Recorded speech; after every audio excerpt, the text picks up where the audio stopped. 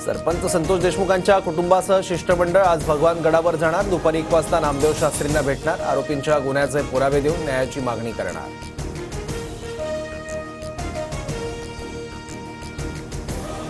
बीडचे जिल्हा शल्य चिकित्सक डॉक्टर अशोक थोरात यांनी धनंजय देशमुख यांची भेट घेतली। कुणाला शंका असल्यास भेट घेणं माझं कर्तव्य, संपत्तीच्या आरोपांवर योग्य वेळी बोलणार डॉक्टर थोरातांची प्रतिक्रिया। मुख्यमंत्रीपद न मिळाल्यानं शिंदे समाधी अवस्थेत असं शिवसेनेच्या आमदारांना सांगितलं। सामनातून खळबळजनक गौप्यस्फोट, भाजपनं आश्वासन पाळलं नाही। आपल्या पक्षातील फोन टॅप केले जात असल्याचाही शिंदेंना संशय, सामनातून दावा।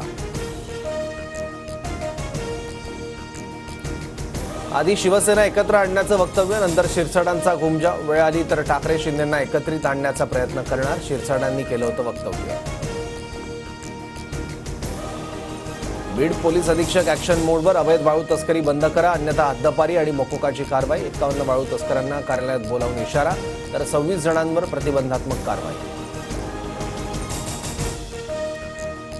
अर्थसंकल्पात महाराष्ट्रातील मेट्रो प्रकल्पांसाठी कोट्यवधी रुपयांची तरतूद। मुंबई मेट्रोसाठी 1255 कोटी, तर पुणे मेट्रोसाठी 837 कोटी रुपयांची तरतूद। मुख्यमंत्री फडणवीसांची माहिती।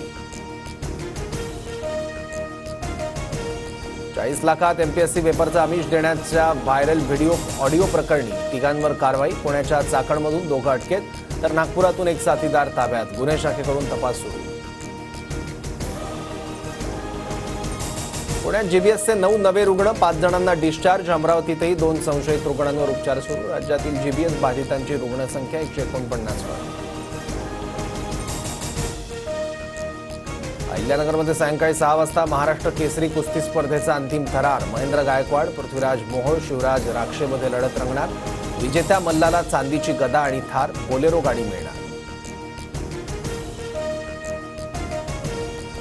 वसंत पंचमीच्या दिवशी आज विठ्ठल रुक्मिणीचा शाही विवाह सोहळा। पंढरपुरात मंदिराला फुलांची सजावट, सकाळपासूनच भाविकांची गर्दी।